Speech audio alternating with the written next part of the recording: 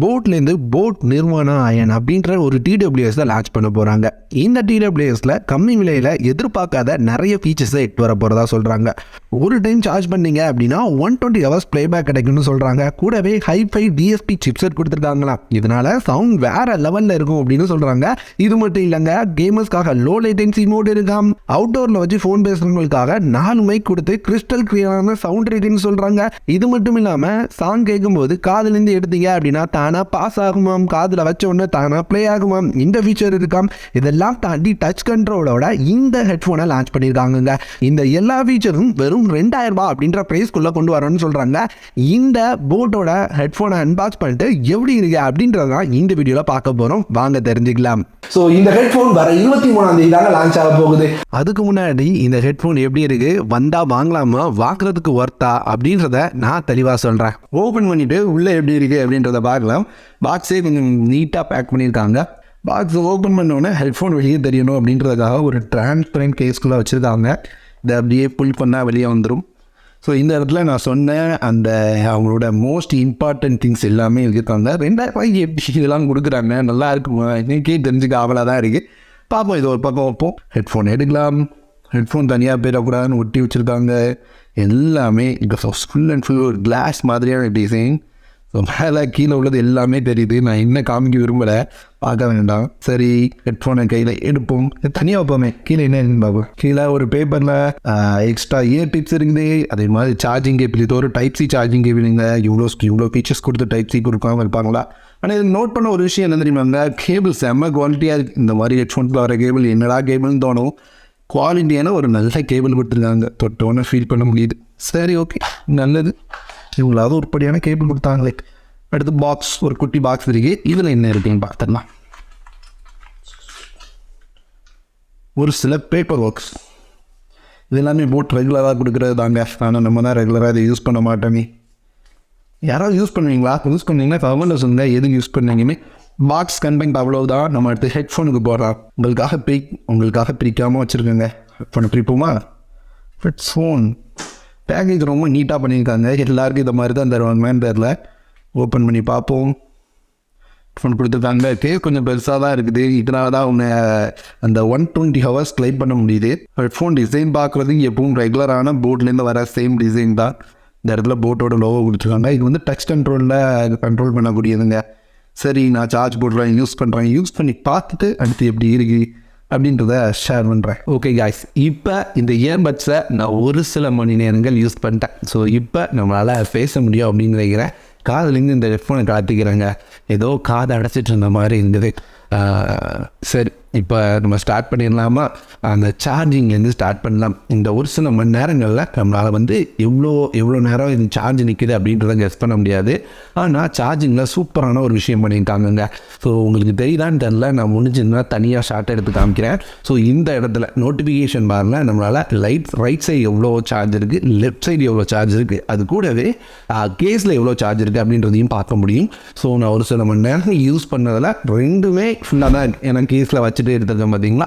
அது மாதிரி கேஸில் நம்ம குறைஞ்சிருக்கிறது அப்படின்னு பார்த்தீங்கன்னா 96% இருக்குதுங்க. கண்டிப்பாக இவங்க சொன்ன 120 ஹவர் கிளைம் அப்படின்றது வந்துடும் அப்படின்னு தான் நான் நினைக்கிறேன். நான் வந்துதான் இல்லையா அப்படின்றத அடுத்து அப்டேட் பண்ணுறேன். அடுத்து இவங்க சொல்லியிருக்கிறது ஒரு கிறிஸ்டல் கிளியரான சவுண்ட் கிடைக்கும். ஹைஃபை டிஎஸ்பி சவுண்ட் சிஸ்டம் கொடுத்துருக்கோம். அதுலேயும் அது ஜென்ரேஷன் 5 கொடுத்துருக்கோம் அப்படின்னு அவங்க வரலாம் சொல்லியிருந்தாங்க. ஸோ அது எப்படி இருக்குது அப்படின்னு கேட்டிங்கன்னா உண்மையாக ரொம்ப இம்ப்ரெஸ் பண்ணுச்சு. எப்படி சொல்கிறேன் தெரியுமா, ரெகுலராக நான் வந்து இந்த மாதிரி போட் இயர்ஃபோன்ஸ் யூஸ் பண்ணுவாங்க.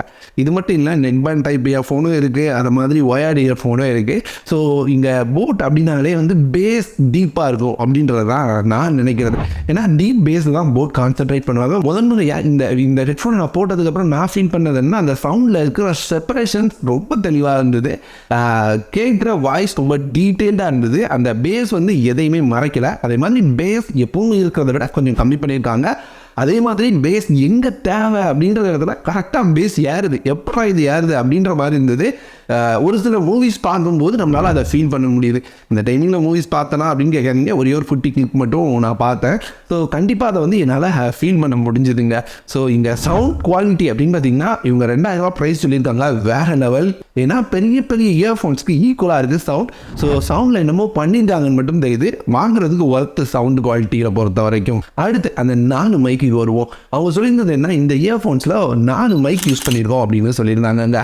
அந்த 4 மைக் எதுக்கு அப்படின்னு கேட்டிங்கன்னா, அவங்க வந்து வெளியே உள்ள சவுண்டை டிடெக்ட் பண்ணுறதுக்கு, அந்த சவுண்டை டிடெக்ட் பண்ணி உங்களோட காதில் கிறிஸ்டல் கிளியரான சவுண்ட் கொடுக்குறதுக்கு, அது மட்டும் இல்லாமல் எதிர்த்தாப்பில் உள்ளவங்களுக்கு ஒரு நல்ல அவுட்புட்டை கொண்டு போய் சேர்க்கறதுக்கு அப்படின்ற மாதிரி சொல்லியிருந்தாங்க.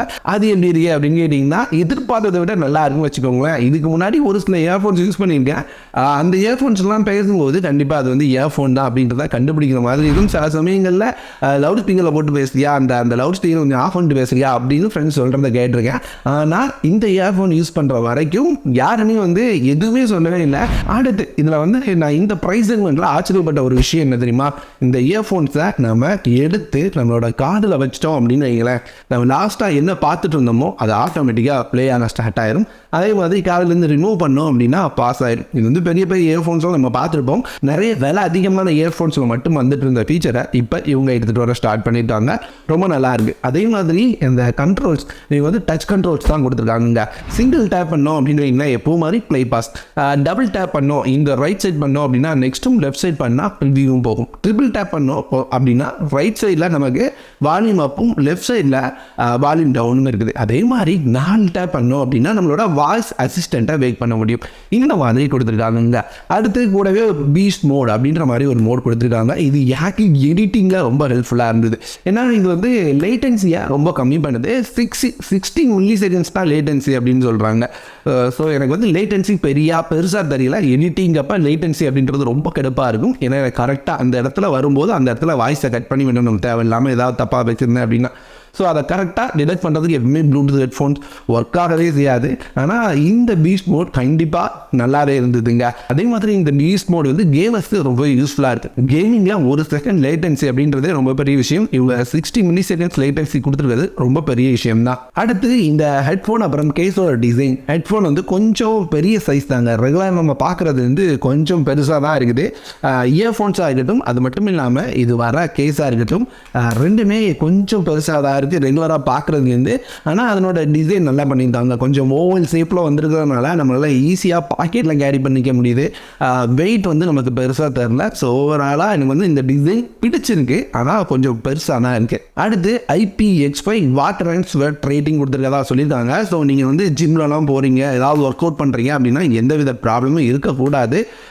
அது எப்படி இருக்குது அப்படின்றத நம்ம வந்து லாங் டைம் ரன்னில் தான் டெஸ்ட் பண்ண முடியும். நீ வீடியோ எப்படி போகுது அப்படின்றத பொறுத்து கொஞ்ச நாள் யூஸ் பண்ணிட்டு சார்ஜ் எப்படி நிற்குது, அதே மாதிரி இந்த IPX4 வாட்டர் ரெசிஸ்டன்ட் ரேட்டிங் எப்படி இருக்குது அப்படின்றதெல்லாம் நான் ஷேர் பண்ணுறேங்க. இது எல்லாத்துக்கும் மேலே லேட்டஸ்டான ப்ளூடூத் 5.2ல் இது ரன் ஆகுதுங்க. ஸோ இதுவும் இதுக்கு ஒரு மேஜர் அட்வான்டேஜாக இருக்குது. இது எல்லாமே ரொம்ப நல்லா இருந்த விஷயமா இருந்ததுங்க. நல்லா இல்லாத விஷயம் அப்படின்னு பார்த்தீங்கன்னா கொஞ்சம் பெரிய சைஸ். ஸோ இது மட்டும்தான் நல்லா இல்லை அப்படின்னு தோணுச்சு. ஆனால் வந்து இதில் வந்து கொஞ்சம் பெருசாக அவங்க கொடுத்து தான் ஆகணும். ஏன்னா 120 ஹவர் ப்ளேபேக் நீங்கள் வந்து கண்டினியூவாக சாங் கேட்குறீங்க அப்படியாலுமே குறைஞ்சது 10 நாள் யூஸ் பண்ண முடியும். ஏன்னா தூங்கி எஞ்சி தான் கேட்போம். தூங்காமல் கிடந்து கேட்டால் கூட 5 நாளைக்கு கூலாக யூஸ் பண்ணிட முடியும். நீங்கள் வந்து ஒரு நார்மலான யூஸர் அப்படின்னா 1 மாதத்துக்கு சார்ஜே போட தேவை இருக்காது. எனக்கு தெரிஞ்சு 2000 ரூபா ப்ரைஸ் செக்மெண்ட்டில் நிறைய இயர்ஃபோன்ஸ் இருந்தாலும் இது ஒன் ஆஃப் த பெஸ்ட் அப்படின்னு நான் நினைக்கிறேங்க. ஸோ நீங்கள் இந்த இயர்ஃபோன்ஸ் பற்றி என்ன நினைக்கிறீங்க? உங்களுக்கு இந்த இயர்ஃபோன் பற்றி இதுக்கு மேலே வேறு என்ன தெரிஞ்சுக்கணும்னு நினைக்கிறீங்க அப்படின்றத கமெண்ட்டில் சொல்லுங்கள். நான் ஏதாவது மிஸ் பண்ணியிருந்தேனாலும் கமெண்ட்டில் சொல்லுங்கள்.